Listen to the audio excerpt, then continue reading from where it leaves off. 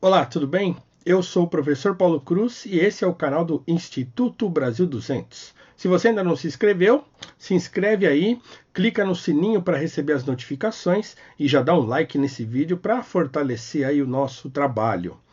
Nesse pequeno vídeo de comentário que farei, gostaria que você me ajudasse a responder uma pergunta. Você pode fazer isso aí nos comentários, comente aí e vamos discutir isso enquanto sociedade. A pergunta é a seguinte: a quem interessa um governo tão envolvido em polêmicas do dia a dia, tão envolvido em polêmicas, em questões que geram muito ruído, ao invés de fazer aquele trabalho, digamos assim, silencioso e prudente de alguém que tem consciência de que está com um baita de um abacaxi na mão que precisa descascar? Bom, sei lá, Flávio Bolsonaro não é exatamente um problema, mas é uma investigação, mas de fato, apesar de agora estar um pouquinho embaixo esse assunto, mas é um assunto que parece que está meio escamoteado, mas que a qualquer momento ele pode voltar. As polêmicas entre o general Mourão e o Carlos Bolsonaro, enfim, os filhos do presidente parece que geram aí toda hora uma questão ou outra, com uma especial preocupação em relação ao Carlos, porque me parece que ele que tem a senha lá do Twitter do pai, é ele que controla as redes sociais do pai, e é ele também que polemiza muito usando o Twitter do pai. Isso já se demonstrou uma coisa problemática, complicada, mas me parece que o presidente está disposto a bancar esse tipo de coisa, bancar essa ação, essa atitude, porque ele disse que o Carlos o ajudou a ser eleito, então assim, o Carlos tem, digamos, o direito de se manifestar através do Twitter da instituição Presidência da República, o que eu acho uma coisa muito estranha, mas pode ser que seja só eu. Bom, nós temos o problema do MEC, né? Então, quer dizer, o ministro da Educação, ou o ex-ministro da Educação, melhor dizendo, Ricardo Vélez Rodrigues, foi demitido, mas não sem antes gerar um monte de confusão, um monte de demissões e admissões, de transferências. Então, quer dizer, uma baita de uma lambança ali no MEC, até que o Weintraub, né? Abraham Weintraub, acho que é assim que fala o nome dele, ele foi agora admitido, e a primeira notícia que eles dão a respeito do MEC é que eles vão fazer mudanças nos cursos de humanas, aí tirar recurso para jogar na educação básica, sei lá o que. Bom, evidentemente, uma proposta que também de fato geraria muito ruído, muita polêmica, muita crítica, como eu mesmo, pessoalmente, fiz algumas críticas a esse respeito. Que mais? Bom, tem aí a espécie a influência do Olavo de Carvalho, né, do professor Olavo de Carvalho no governo. Ele vive negando que ele não faz, que ele não tem influência no governo e coisa e tal, mas a gente nota, é claro, ele fica lá tweetando lá sobre isso, fica fazendo posts no Facebook em relação ao governo, tentando levar o presidente Jair Bolsonaro à televisão para fazer programas semanais, criticando os militares. Então, quer dizer, de certo modo, o Olavo tem influenciado aí o governo, tem sido uma figura notória, uma figura bastante perceptível em relação ao governo, então não dá para dissociar por hora a figura do professor Olavo de Carvalho ao governo Jair Bolsonaro. Isso é bom, é ruim, eu não sei, mas isso é polêmico, isso também gera uma série de ruídos, uma série de polêmicas, uma série de preocupações do Instituto Brasil 200, inclusive como um instituto que trabalha em prol da sociedade civil, da sociedade brasileira. Então isso gera lá uma certa preocupação. Bom, por exemplo, sei lá, eventos como Golden Shower, o presidente falar sobre aquilo no carnaval. Então a gente sabe que externamente o governo seria bombardeado, é claro. Nós estamos acostumados a saber como a mídia brasileira trabalha, essa discussão já não é nova, então toda aquela coisa do aparelhamento da mídia, dos repórteres e jornalistas serem todos puxados para a esquerda, então deles terem, claro, uma tendência a gerar crítica a toda e qualquer situação, que um governo que não é de esquerda faça. Tudo bem, a gente sabe isso, mas a gente também sabe que internamente o governo tem uma capacidade absurda de produzir ruído, de produzir polêmica, de produzir crítica. Essa do Mourão com o Carlos Bolsonaro não foi a mídia que produziu, foi ele mesmo lá no Twitter do pai, né, em relação às viagens do Mourão, se ele critica o presidente, se ele não critica, sei lá. Uma questão que poderia ser resolvida internamente, entre eles, aquela coisa do abafa o caso, de repente vira um negócio público, isso tudo é jogado assim no ventilador, e a população brasileira fica olhando isso no dia a dia, os jornais repercutem, expõem, aumenta, a gente sabe que a mídia ela sempre faz isso, então quer dizer, é claro que um governo que não fosse de esquerda sofreria esse tipo de ataque constante da mídia.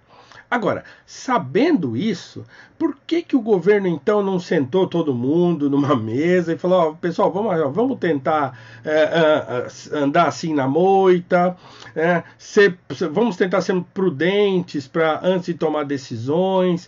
Essa questão, por exemplo, dos cursos de humanas. Você teria necessidade de anunciar isso agora?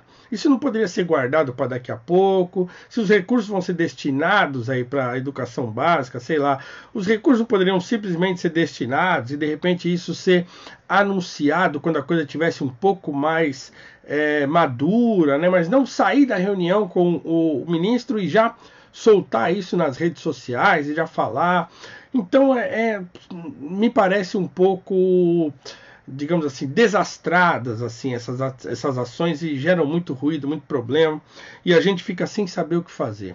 O fato é que o governo ainda patina bastante em relação à comunicação. Agora tem lá um porta-voz e tal, mas é claro, nós estamos em época de redes sociais, o governo usa muito, o presidente usa muito, seus filhos usam muito, e isso evidentemente vai sempre ter uma repercussão, maior ou menor, em relação à população. Agora, será que o governo não pensou em nada, assim, por exemplo, que pudesse dar uma resposta rápida à população? Será que o governo não pensou sei lá, o que o Trump fez nos Estados Unidos, por exemplo, ele foi eleito e aquela redução de impostos gerou lá um efeito rápido na sociedade americana.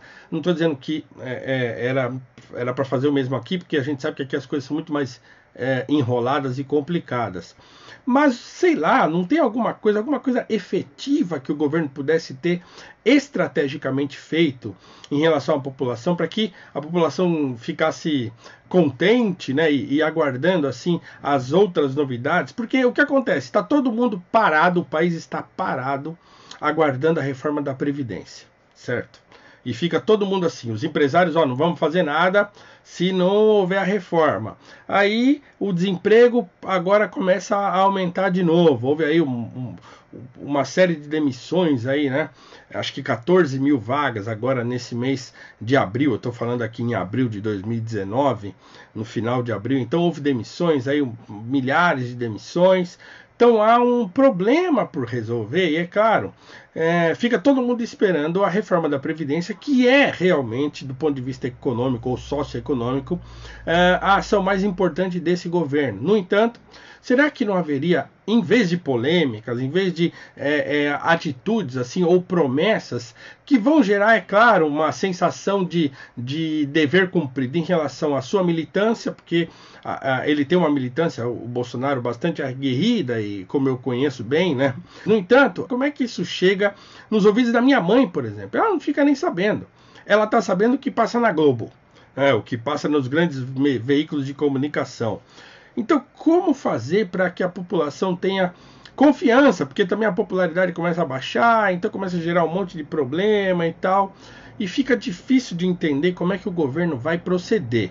Então, será que essa superexposição não causa um prejuízo ao governo e, consequentemente, à sociedade brasileira? A gente sabe que é da natureza dos Bolsonaro essa superexposição, mas, pelo bem do Brasil, não seria melhor, antes da reforma da Previdência, fazer uma reforma da Presidência, né? Dar uma recuada, tentar assentar, baixar a poeira dos problemas, deixar aquelas decisões polêmicas um pouco mais para a segunda ordem, assim, para um segundo momento, e haver uma concentração de fato naquilo que realmente vai trazer um retorno para a sociedade em geral. Será que o presidente não se importa muito com a sua militância e acaba esquecendo um pouco da população em geral? Eu não sei, é uma pergunta, é uma impressão minha, pessoal, mas eu acho que é uma impressão minha que vale ser levada em consideração. Você pode comentar também aí, discutir isso comigo e tal, mas o fato é o seguinte: nós estamos com um país por reconstruir e há 100 dias do novo governo parece que nada ainda aconteceu.